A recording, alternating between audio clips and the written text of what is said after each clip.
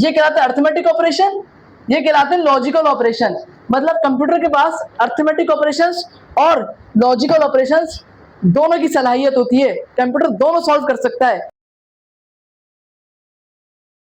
बिस्मिल्लाहिर्रहमानिर्रहीम, अस्सलामु अलैकुम। कैसे हैं आप सभी लोग? उम्मीद करता हूँ आप सब खैरियत से होंगे, ठीक ठाक होंगे, मजे में होंगे। So welcome back to our channel the concept bridge. और हाजिर हो चुका हूँ आपके सामने कंप्यूटर साइंस के एक और नए लेक्चर के साथ। लास्ट लेक्चर में जो मैंने आपको पढ़ाया था वो मैंने आपको पढ़ाया था कि व्हाट इज़ कंप्यूटर साइंस। हमने लास्ट लेक्चर में क्या सीखा था? हमने लास्ट लेक्चर में सीखा था कि कंप्यूटर साइंस क्या होती है, इंफॉर्मेशन टेक्नोलॉजी आईटी क्या होता है, और वो था हमारा लेक्चर नंबर 1। आज है हमारा लेक्चर नंबर 2 जिसमें हम सीखने वाले हैं व्हाट इज़ कंप्यूटर। जी हाँ, वही पुरानी डेफिनेशन जो हम 2-3 क्लास से पढ़ते आ रहे हैं कि व्हाट इज़ कंप्यूटर। तो उस डेफिनेशन को हम दोबारा फर्स्ट ईयर में रिकॉल करने जा रहे हैं। दोबारा वो डेफिनेशन हमारे सामने आ चुकी है फर्स्ट ईयर के अंदर, जो हम 2-3 क्लास से पढ़ते आ रहे हैं, व्हाट इज़ कंप्यूटर। अच्छा देखो, समझाने से पहले एक बात बताता चलूँ कि जब ये व्हाट इज़ कंप्यूटर सवाल जो फर्स्ट ईयर में पूछा जाता है तो बच्चे के दिमाग में आता है कि यार मैं क्यों ना वही जो 5 क्लास वाली 4 क्लास वाली डेफिनेशन थी वो लिख दूँ मैं, ठीक है, फर्स्ट ईयर में। तो देखो फ़र्क होता है, फर्स्ट ईयर में जो डेफिनेशन है व्हाट इज़ कंप्यूटर की, उसमें थोड़ी सी बड़ी डेफिनेशन होती है, हल्के से वर्ड्स का फ़र्क होता है, मतलब वर्ड्स में थोड़ी सी मेच्योरिटी आती है, ज़्यादा नहीं, हल्का सा।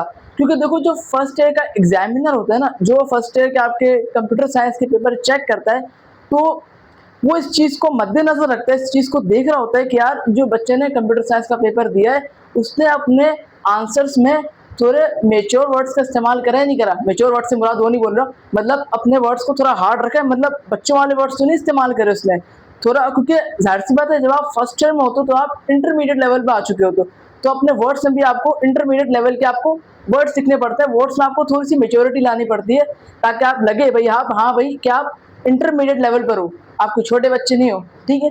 तो इसलिए फर्स्ट ईयर में जो कंप्यूटर साइंस की डेफिनेशन है उसमें हल्का सा फर्क है, लेकिन काफ़ी आसान डेफिनेशन है, कोई हार्ड डेफिनेशन नहीं है।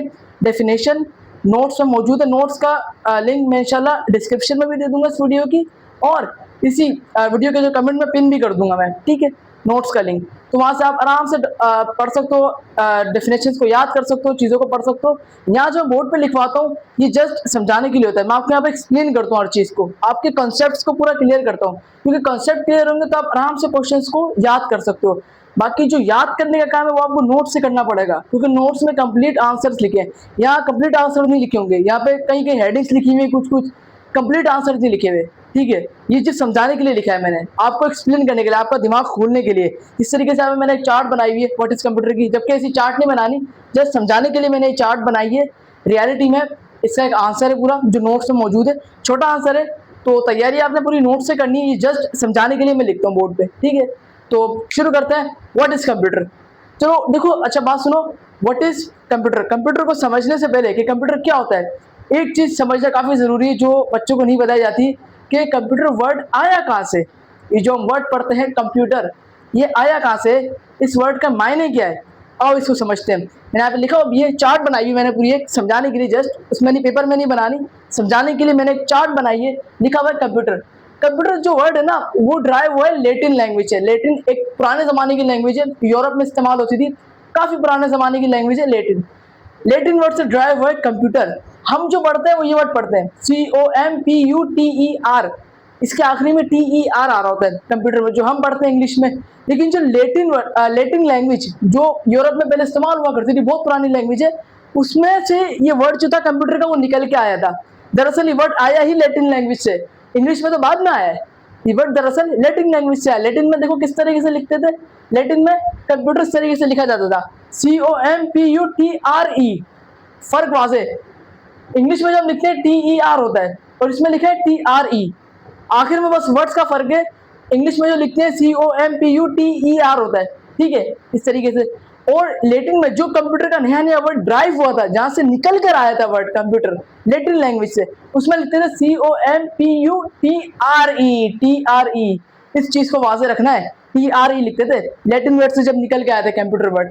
अच्छा, ये तो निकल के आ गया वर्ड कंप्यूटर, इसका मायने क्या था? तो भैया इसके मायने सी के नीचे लिखा है, ये रहा, कैलकुलेट करना, हिसाब किताब करना, सिंपल। जब लेटिन वर्ड से लेटिन लैंग्वेज से कंप्यूटर वर्ड ड्राइव होकर आया था तो उसका मायने था हिसाब किताब करना, कैलकुलेशन करना। सही है, समझ आई बात। जिसके लिए कंप्यूटर ईजाद होता, लेकिन आज के जदीद दौर में एक रियलिटी बता रहा हूँ, कंप्यूटर कैलकुलेशन के अलावा जिस काम के लिए कंप्यूटर को ईजाद किया गया था, उस चीज़ कैलकुलेशन के अलावा कंप्यूटर से सारे काम निकाले जा रहे हैं। जैसे गेम खेलना, वर्ड पे फाइल वगैरह बनाना, सारे काम करना, सब काम दिए जा रहे हैं कंप्यूटर से सिवाय कैलकुलेशन के। तो खैर ये एक रियलिटी थी। तो खैर हम आगे बढ़ते हैं। अब देखें, हमने बता दिया भाई कि कंप्यूटर क्या है भैया। कंप्यूटर एक लैटिन लैंग्वेज से ड्राइव हुआ वर्ड है, ठीक है। कंप्यूटर क्या है, कंप्यूटर लैटिन लैंग्वेज से ड्राइव होकर आया है हमारे पास, ठीक है। डायरेक्ट इंग्लिश में नहीं आया था, पहले लैटिन लैंग्वेज से आया, वहां से ड्राइव होकर हमारे पास आया, फिर से इंग्लिश में लिखा था।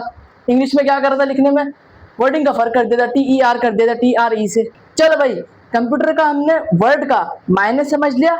अब आते हैं असल मुद्दे पर, जो हमारी स्टूडियो का असल मुद्दा है, व्हाट इज कंप्यूटर, जिसका हम कब से लेकर जिक्र करते हुए आए। अब उसको पढ़ते हैं, व्हाट इज कंप्यूटर।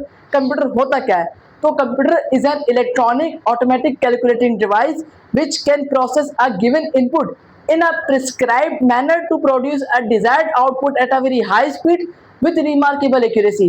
भैया क्या मतलब, भैया कुछ समझ नहीं आया हमें। कंप्यूटर क्या है, कंप्यूटर एक इलेक्ट्रॉनिक ऑटोमेटिक कैलकुलेटिंग डिवाइस है। ये तो आप सबको पता है भाई, बच्चों वाली डेफिनेशन है। कंप्यूटर एक इलेक्ट्रॉनिक कैलकुलेटिंग डिवाइस है जिसका काम क्या होता है, जो इनपुट लेती है, ठीक है, मैंने आप लिखा है, इनपुट लेती है, उसको प्रोसेस करती है और उसका एक अच्छा सा आउटपुट जनरेट करके यूजर के सामने पेश कर देती है। सिंपल। कंप्यूटर कोई हार्ड टफ डेफिनेशन नहीं भैया, बचपन से पढ़ते हुए, और बड़ी आसान डेफिनेशन है। बस फर्स्ट टाइम में आप उस डेफिनेशन को हल्का सा हार्ड बनाने की कोशिश करिए, जो कि नाकाम रही है। तो डेफिनेशन फिर भी आसान है। कंप्यूटर एक ऐसी डिवाइस है जिसका काम होता है इनपुट को लेना, उसको प्रोसेस करना और उसका अच्छे से अच्छा, बेहतर से बेहतर आउटपुट प्रोड्यूस करके यूजर के सामने पेश करना, बिना किसी गलती के और एक्यूरेसी के और हाई स्पीड के साथ, ठीक है। इसके बाद आगे, इट कैन ऑल्सो परफॉर्म और arithmetic and logical operations. Computer क्या करता है, अर्थमेटिक और लॉजिकल ऑपरेशंस दोनों परफॉर्म कर सकता है। अब मैं बताता हूँ फर्क क्या होता है दोनों में। एक फर्क वाजे करता चलूँ, अर्थमेटिक और लॉजिकल ऑपरेशंस दोनों काम परफॉर्म करता है। मतलब देखो, अभी जगह मेरे पास थोड़ी सी, मैं दिखाता हूँ।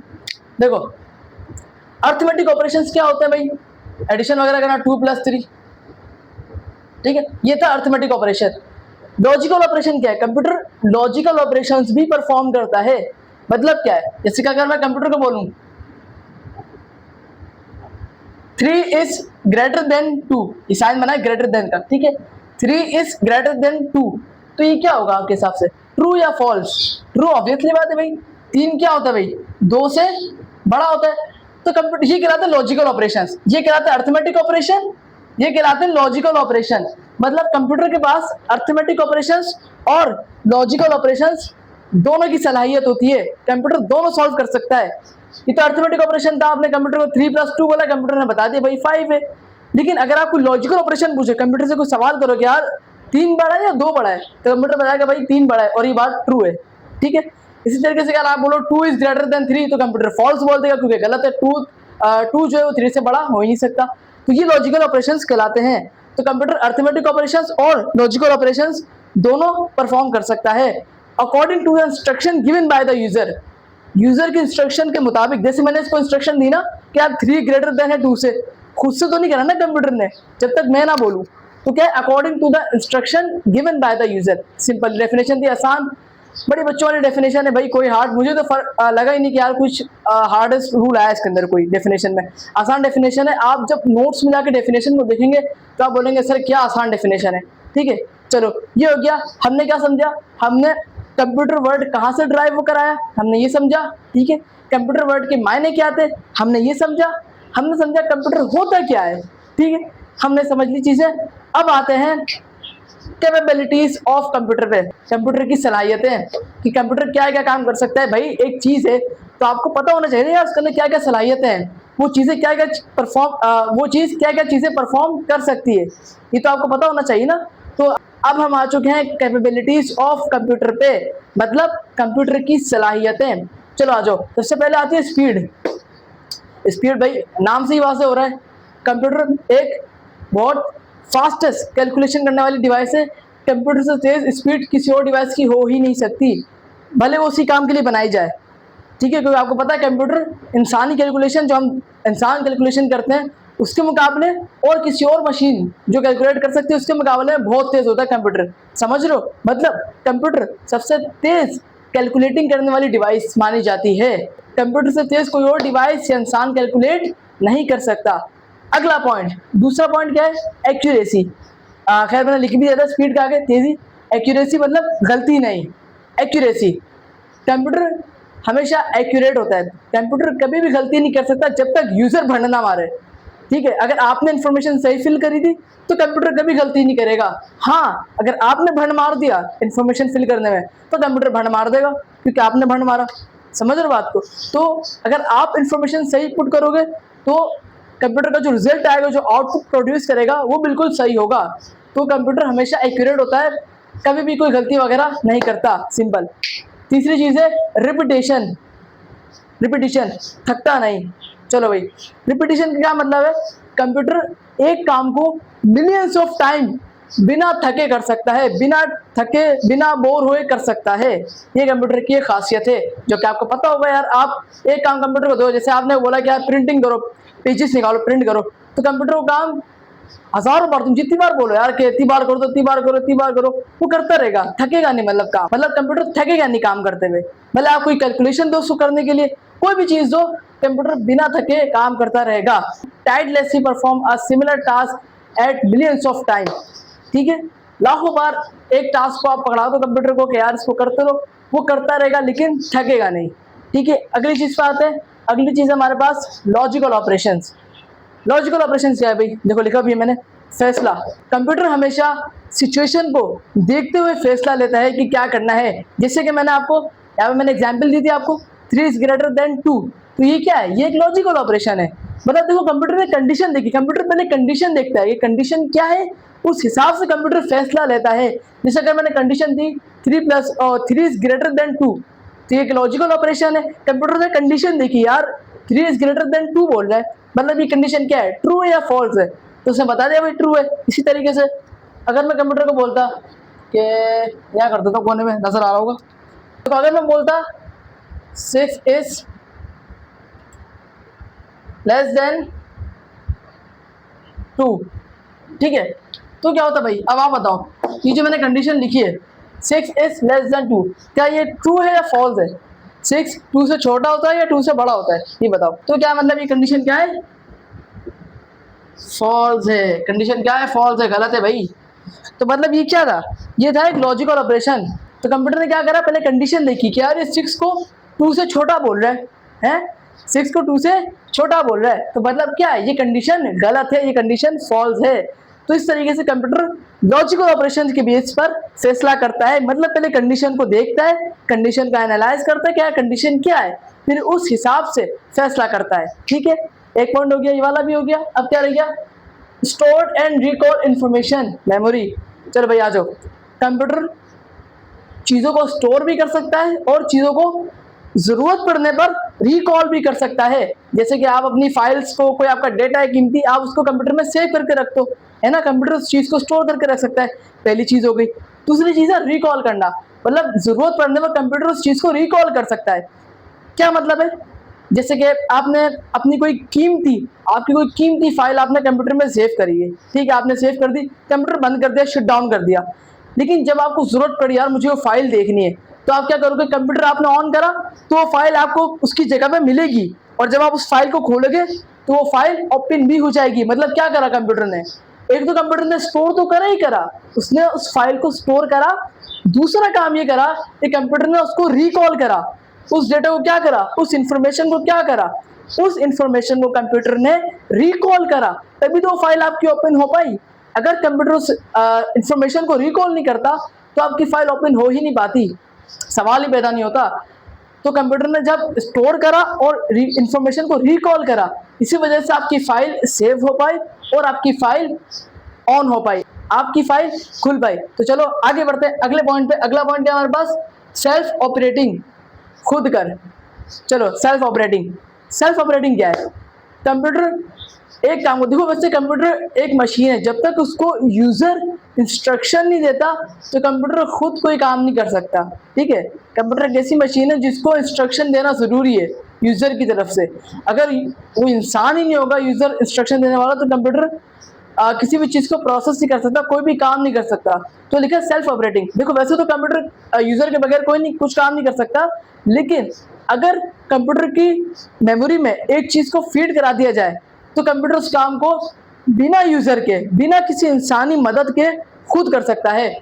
मिसाल दूँ, एग्जाम्पल दूँ, देखो अगर मैंने कंप्यूटर को बोला कि यार मुझे 500 पेज प्रिंट करने हैं, 500 पेज प्रिंट करने हैं मुझे, तो बताओ मुझे क्या मुझे कंप्यूटर को हर प्रिंट के लिए कमांड देना पड़ेगा कंप्यूटर को कि यार अब पहला पेज प्रिंट हो गया, अब दूसरा करो, अब तीसरा करो, चौथा करो, पांचवा करो? मुझे कमांड देना पड़ेगा बार बार? नहीं देना पड़ेगा। मैं जस्ट एक बार कमांड दूंगा कि यार मुझे 500 पेज का प्रिंट चाहिए, तो कंप्यूटर बोलेगा ओके। अब जब तक वो प्रिंट कंप्लीट नहीं जाते 500 पेज, वो करता रहेगा, खुद ब खुद करेगा बिना किसी इंसानी मदद के। समझ आ रही है? मतलब वो मेरी हेल्प नहीं लेगा कि यार आप मुझे बार बार कमांड दोगे तब मैं करूंगा, वो खुद ही करता रहेगा, उसको किसी कमांड की जरूरत ही नहीं पड़ेगी। वो जब तक 500 पेज नहीं आते वो रुकेगा नहीं, वो करता रहेगा करता रहेगा करता रहेगा। तो ये कहलाता है सेल्फ ऑपरेटिंग, खुद कर, मतलब खुद करना। हर काम को बगैर इंसानी मदद के कंप्यूटर खुद भी कर सकता है। ठीक है, चलो भाई कंप्लीट हो गया हमारी। क्या हो गया भाई? हमने पढ़ा व्हाट इज कंप्यूटर, हमने कंप्यूटर वर्ड कहाँ से ड्राइव वगैरह नहीं पढ़ा, कंप्यूटर क्या होता है नहीं पढ़ा, कंप्यूटर की खुसूसियात, कंप्यूटर की कैपेबिलिटीज हमने पढ़ी। अब हम आते हैं कंप्यूटर सिस्टम पर। What is computer system? भाई ये कंप्यूटर सिस्टम होता क्या है? तो देखो, a group of integral parts that have the common purpose of achieving some objective. Computer के जितने भी पार्ट्स होते हैं उनका ग्रुप, उनका मजमुआ अगर किसी काम को अचीव करने के लिए जमा हो जाए तो उसको कहते हैं कंप्यूटर सिस्टम। मिसाल दूँ, एग्जाम्पल आसान लफ्ज़ों में समझाते हैं। एक कंप्यूटर रखा हुआ है, ठीक है, कंप्यूटर बोल रहा हूँ, मॉनिटर रखा हुआ है, ठीक है। अब वो अकेला मॉनिटर है तो वो कंप्यूटर सिस्टम नहीं कहलाएगा। अकेला मॉनिटर रखा हुआ है, एक स्क्रीन रखी हुई है, तो वो कंप्यूटर सिस्टम नहीं कहलाएगा जब तक उसके साथ सीपीयू, माउस, कीबोर्ड वगैरह ये सब चीज़ें जब तक जुड़ेंगी नहीं, वो कंप्यूटर सिस्टम नहीं कहलाएगा, क्योंकि वो अकेली है। अगर एक मॉनिटर रख दूँ, स्क्रीन रख दूँ, तो वो अकेला है, उसके साथ कोई भी नहीं, ना माउस है ना कीबोर्ड, कुछ भी नहीं, तो वो कंप्यूटर सिस्टम का हिस्सा नहीं है। जब सब चीज़ें मिलती हैं, लिखा हुआ है ना यार, अ group of integral part. Integral part का मतलब क्या है? कीबोर्ड, माउस, सीपीयू वगैरह ये जब सब चीज़ें आपस में मिलती हैं तो ये कंप्लीट सिस्टम बनाती है, कंप्लीट स्मार्ट सिस्टम बनता है। जब सब चीज़ें आपस में मिलती है, माउस, कीबोर्ड, सीपीयू, मॉनिटर वगैरह, ये जब सब चीज़ें आपस में मिलती है तो एक सिस्टम बनता है। और ये सब क्या करती हैं? ये सब एक गोल को अचीव करने के लिए काम करती है, किसी ना किसी टास्क को कंप्लीट करने के लिए ये तमाम चीज़ें मिलकर काम करती हैं। समझ आई? इस तरीके से अगर मुझे कोई टास्क कंप्लीट करना है तो मैं कंप्यूटर के अंदर सब चीज़ों का इस्तेमाल करके हो पाएगा ना। अगर मेरे पास खाली मॉनिटर दे दिया उसने मुझे, ठीक है, मिसाल दे रहा हूँ, अगर मुझे खाली मॉनिटर पकड़ा दे कोई और माउस, कीबोर्ड, सीपीयू कुछ भी ना हो, तो क्या मैं काम कर सकता हूँ? बताओ। अगर खाली मुझे मॉनिटर दे दें और ना मेरे पास माउस हो, ना कीबोर्ड हो, ना सीपीयू हो, तो बताओ कि मैं काम कर सकता हूँ? कुछ नहीं कर सकता कि मैं खाली मॉनिटर का करूँगा क्या? अचार डालूंगा क्या? तो इसलिए इसी तरीके से अगर कोई मुझे सिर्फ माउस पकड़ा दे, कुछ भी ना हो, ना मेरे पास मॉनिटर हो, ना मेरे पास कीबोर्ड हो, ना मेरे पास सीपीयू हो, मुझे कोई बंदा खाली माउस पकड़ा दे, तो बताओ मैं उसका क्या करूँगा? कुछ कर सकता हूँ मैं उसका? नहीं कर सकता, क्योंकि वो अकेला है। इस तरीके से खाली मुझे सीपीयू पकड़ा दे, बोला ये लो, तो मैं तब भी कुछ नहीं कर सकता। तो इसीलिए तमाम चीज़ों का मजमुआ जो कंप्यूटर के पार्ट्स हैं, ये सब मिलकर एक गोल को अचीव करने के लिए काम करते हैं। सही है? जैसे मुझे कोई टास्क कंप्लीट करना है कंप्यूटर पे, तो इन तमाम चीज़ों का इस्तेमाल करके मैं टास्क को कंप्लीट कर सकता हूँ। सिंपल डेफिनेशन थी कंप्यूटर सिस्टम की। कंप्यूटर सिस्टम क्या होता है? कंप्यूटर के पार्ट्स का मजमुआ, ग्रुप, जो मिलकर किसी एक मकसद के लिए, किसी एक गोल को अचीव करने के लिए काम करें, उसे कहा जाता है कंप्यूटर सिस्टम। तो कंप्यूटर सिस्टम समझ आया। इसके बाद इसके तीन जरा कुछ पॉइंट्स लिखे हुए, पॉइंट भी पढ़ लेते हैं। A system has more than one element. मैंने बताया अभी कंप्यूटर के पास एक से ज़्यादा एलिमेंट होना चाहिए, ठीक है। जैसे अगर मुझे खाली किसी ने माउस पकड़ा दिया तो मैं कद्दू कुछ नहीं कर सकता उसके साथ, तो मुझे उसके साथ मॉनिटर भी चाहिए होगा। सही है? मतलब ज़्यादा एलिमेंट चाहिए होंगे, खाली मॉनिटर से भी नहीं, सीपीयू अलग चाहिए होगा, कीबोर्ड वगैरह चीज़ें चाहिए होंगी। तो मतलब कहा जा रहा है एक से ज़्यादा एलिमेंट चाहिए होंगे, एक एलिमेंट से कुछ भी नहीं होगा। इसके बाद अगली चीज़, दूसरा पॉइंट लिखा है all the elements of a system are logically related. जितनी भी चीज़ें होती है हमारे सिस्टम में वो सारी आपस में लॉजिकली रिलेटेड होती हैं। जैसे माउस का रिलेशन कंप्यूटर से क्या है, ऑब्जेक्ट पर क्लिक करना, कर्सर मूव करना, पूरी स्क्रीन पे कर्सर मूव होता है, ऑब्जेक्ट्स को पिक करना, क्लिक करना, ऑब्जेक्ट्स को ओपन करना, ये काम होता है माउस का। सबका आपस में रिलेशन है। कीबोर्ड का क्या रिलेशन है भैया कंप्यूटर से? भैया कीबोर्ड का रिलेशन है टाइपिंग करना, टेक्स्ट टाइप करना। इस तरीके से सीपीयू का क्या रिलेशन है मॉनिटर से? मॉनिटर को ऑन करना, बूट करना, ठीक है। तो हर चीज का आपस में रिलेशन है, लिखा है ना यार। All elements of a system are logically related, सारे लॉजिकली रिलेटेड है, मतलब सबका आपस में कोई ना कोई ताल्लुक, कोई ना कोई रिलेशन है। तीसरा point, all the elements of a system are controlled in such a way that the system goal is achieve. तमाम एलिमेंट्स को इस तरीके से कंट्रोल किया जाता है कि जो गोल है वो अचीव हो सके, ठीक है। मतलब जो यूजर है, जो इस्तेमाल करने वाला है, वो जितने भी चीज़ें कंप्यूटर में, माउस, कीबोर्ड, सीपीयू, मॉनिटर वगैरह, उन सबको इस तरीके से कंट्रोल करता है कि गोल को अचीव कर सके, मतलब अपने टास्क को पूरा कर सके। अगर उस तरीके से उन चीज़ों को इस्तेमाल नहीं किया जाएगा तो टास्क कभी भी अचीव नहीं हो पाएगा। तो हमेशा जो कंप्यूटर के जितने भी एलिमेंट्स होते हैं, माउस, कीबोर्ड वगैरह, उन सबको इस तरीके से इस्तेमाल किया जाता है कि टास्क अचीव हो सके, गोल अचीव हो सके, टास्क कंप्लीट हो सके। अब आते हैं पार्ट्स ऑफ कंप्यूटर सिस्टम पे। सबसे पहले आता है हमारे पास हार्डवेयर। हार्डवेयर में लिखा है फिजिकल बॉडी जिसे हाथ लगा सके। हार्डवेयर क्या होता है भाई? हार्डवेयर बताने की भी जरूरत नहीं भाई, हार्डवेयर सबको पता है क्या होता है। हार्डवेयर हर वो चीज़ जो फिजिकली टचेबल हो, मतलब उसको फिजिकली टच कर सकें, फिजिकली देख सकें, फिजिकली महसूस कर सकें, वो कहलाता है hardware. Mouse, keyboard, monitor, CPU, ये सारे क्या है भैया? ये सारे हार्डवेयर है, सारे एग्जाम्पल हार्डवेयर के। तो हार्डवेयर सिंपल कुछ भी नहीं होता, जो चीज़ फिजिकली टच कर सकें, जिस चीज़ को फिजिकली हम महसूस कर सकें, जिस चीज़ को फिजिकली हम देख सकें, वो कहलाती है हार्डवेयर। दूसरी चीज़ हमारे पास सॉफ्टवेयर, सेट ऑफ प्रोग्राम्स जिसे हाथ ना लगा सके। सॉफ्टवेयर आप सबको पता है सॉफ्टवेयर क्या होता है। A computer requires a number of instruction to do any job. These set of instruction forms programs and the number of programs called software. जब कई सारे प्रोग्राम्स आपस में मिलते हैं तो वो क्या मिलके क्या बनते हैं? सॉफ्टवेयर बनते हैं। और ये सॉफ्टवेयर प्रोग्रामर्स और मैन्युफैक्चरर्स बनाते हैं। समझ आई? सॉफ्टवेयर क्या होता है भाई? जो चीज़ सॉफ्टवेयर ऐसी चीज़ होती है जिसको आप फिजिकली टच नहीं कर सकते, हाँ देख सकते हो आप उसको। आपके कंप्यूटर में सॉफ्टवेयर में क्या होता है? वर्ड, एमएस वर्ड होता है, वो क्या है? एमएस वर्ड सॉफ्टवेयर है, ठीक है। एमएस एक्सेल हो गया, एडोबी प्रीमियर प्रो हो गया, जितने भी आपको सॉफ्टवेयर होते हैं, आप जीटी वाई सिटी ले लो। जीटी वाई सिटी क्या है? सॉफ्टवेयर है, गेम में सॉफ्टवेयर है। तो ये सारी चीज़ें क्या है? जितनी भी MS Word, Adobe Premiere Pro, MS Excel वगैरह, जितनी भी चीज़ें आप इस्तेमाल करते हो, ये सारी क्या है? ये सारी सॉफ्टवेयर है। सॉफ्टवेयर क्या होता है? सेट ऑफ प्रोग्राम्स, प्रोग्राम से मिलकर एक सॉफ्टवेयर बनता है जो प्रोग्रामर्स और मैन्युफैक्चरर्स बनाते हैं। तीसरी चीज़ क्या है? डेटा। डेटा क्या है भाई? रॉ फैक्ट्स, कच्ची मालूमात। रॉ फैक्ट भाई, डेटा देखो, जो आप भाई देखो, डेटा जो होता है ना वो रॉ फैक्ट होता है, कच्ची मालूमात होती है। किस तरीके से भाई? देखो, आपने कंप्यूटर को बोला 2+3, ठीक है, कंप्यूटर का आपने बोला 2+3, तो डेटा क्या था? आपने कंप्यूटर को डेटा दिया। आपने पहले क्या करा? आपने कंप्यूटर को डेटा दिया। डेटा क्या था? 2 और 3। 2 और 3 क्या था?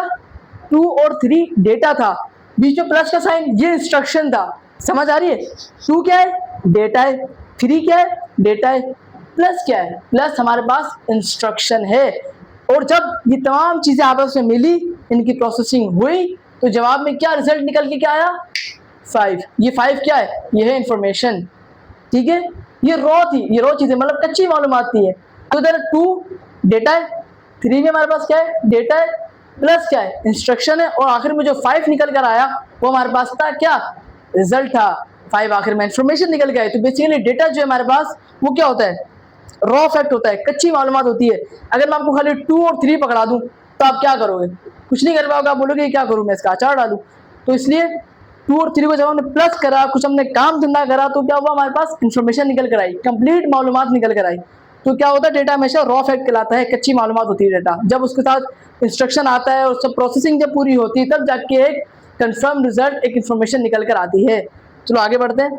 आगे हमारे पास है प्रोसीजर, चलाने का तरीका, रूल्स और मैनुअल्स। प्रोसीजर क्या होता है भाई? हर किसी प्रोसीजर होता है हार्डवेयर और सॉफ्टवेयर को इस्तेमाल करने का तरीका। प्रोसीजर का मतलब ही होता है इस्तेमाल करने का तरीका। जब भी आप कोई मोबाइल खरीदते हो, आपने कभी मोबाइल खरीदा होगा, तो मोबाइल में जब आप मोबाइल का बॉक्स खोलते हो, बॉक्स में आपको एक यूजर मैनुअल दिखता होगा। जिसको हर कोई इग्नोर करके साइड में फेंक देता है, कोई इसको नहीं पढ़ता, लेकिन पढ़ना चाहिए। उसमें मालूमात लिखी होती है कि यार मोबाइल को किस तरीके से इस्तेमाल करना है। हर चीज़ के साथ यूज़र मैनुअल आता है, जिसको लोग अक्सर साइड में फेंक देते हैं, है ना, क्योंकि इसको कोई इतनी अहमियत नहीं देता, जबकि अहमियत देनी चाहिए, तो उसको पढ़ना चाहिए। दरअसल उस यूज़र मैनुअल में पूरा प्रोसीजर लिखा होता है कि यार जो ये चीज़ है, जो ये डिवाइस है, ये किस तरीके से वर्क करती है, इसके हार्डवेयर और इसके सॉफ्टवेयर किस तरीके से आपस में वर्क करते हैं। तो प्रोसीजर कहते ही उसको है, चलाने का तरीका, किसी भी चीज़ को, किसी भी डिवाइस को चलाने के तरीके को प्रोसीजर कहते हैं। चलो आगे बढ़ते हैं। पीपल, पीपल भाई आप सबको पता, भाई हम क्या है, पीपल है, आप क्या हो, पीपल हो। अब देखो यूज़र, कंप्यूटर चलाने वाले, जो कंप्यूटर, देखो भाई कंप्यूटर जो है उनको चलाने के लिए कोई ना कोई बंदा चाहिए। अगर कंप्यूटर, देखो हज़ारों कंप्यूटर हो हमारे पास, हज़ारों कंप्यूटर हो, और हम उनको ऐसे ही रखते हैं, उनको कोई चलाने वाला ही ना हो, उनको कोई ऑपरेट करने वाला ही ना हो, उनको कोई इंस्ट्रक्शन देने वाला ही ना हो, तो बताओ क्या वो वर्क करेंगे? क्या वो कोई टास्क परफॉर्म कर पाएंगे? देखो मैंने बोला था कंप्यूटर सेल्फ ऑपरेटिंग भी करते हैं, लेकिन कब करते हैं? जब यूजर उसको एक बार एक चीज उसके माइंड में फिट कर देते हैं कि यार आपको ये काम करना है। मतलब कमांड देना जरूरी है, यूजर का होना बहुत जरूरी है कंप्यूटर के लिए। अगर यूजर ही नहीं है तो कंप्यूटर कोई भी टास्क परफॉर्म नहीं कर सकता। User is the main thing, main role है, हम इंसानों का मेन किरदार है कंप्यूटर को कमांड देने के लिए। अगर हम होंगे ही नहीं तो कंप्यूटर को कमांड कौन देगा?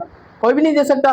मतलब यूजर का होना मोस्ट इंपॉर्टेंट है कंप्यूटर को ऑपरेट करने के लिए, मतलब पीपल का होना मोस्ट इंपॉर्टेंट है कंप्यूटर को ऑपरेट करने के लिए, यूजर और कंप्यूटर को चलाने वाले। तो मतलब यूजर का होना मोस्ट इंपॉर्टेंट है कंप्यूटर को ऑपरेट करने के लिए, यूजर के बगैर कंप्यूटर किसी काम का नहीं है। तो दोबारा रिमाइंड करवा देता हूँ सारी चीजें कि आज हमने क्या पढ़ा। भैया आज हमने पढ़ा कंप्यूटर वर्ड क्या होता है, ठीक है, कंप्यूटर वर्ड कहाँ से निकल कर आया, कंप्यूटर वर्ड का मायने क्या था, हमने पढ़ा कि कंप्यूटर होता क्या है। उसके बाद हमने पढ़ा कैपेबिलिटीज ऑफ कंप्यूटर, कंप्यूटर की क्या खुसूसियात होती हैं, कंप्यूटर क्या क्या काम कर सकता है, हमने ये पढ़ा। उसके बाद हमने क्या पढ़ा, कंप्यूटर सिस्टम क्या होता है। उसके बाद हमने पढ़ा कंप्यूटर सिस्टम के पार्ट्स क्या होते हैं, parts of computer system, computer system किस तरीके से चलता है। तो हमने इन चीज़ों के बारे में आज के इस लेक्चर में पढ़ा, जो कि हमारा लेक्चर नंबर 2 था। उम्मीद करता हूँ आपको हर चीज़ क्लियरली समझ आ चुकी होगी। अगर कोई डाउट हो, कोई भी चीज़ समझ ना आई हो, तो बिला झिझक कमेंट सेक्शन मौजूद है, कमेंट सेक्शन में आप कमेंट में ज़रूर पूछेगा। अगर कोई चीज़ आपको समझ ना आई हो तो मैं इंशाल्लाह आपको गाइड करूंगा। उम्मीद करता हूँ आपको आज का लेक्चर समझ आया होगा। अपनी कीमती दुआओं में ज़रूर याद रखना। मिलता हूँ आपसे अगली वीडियो में, तब तक के लिए अल्लाह हाफिज़।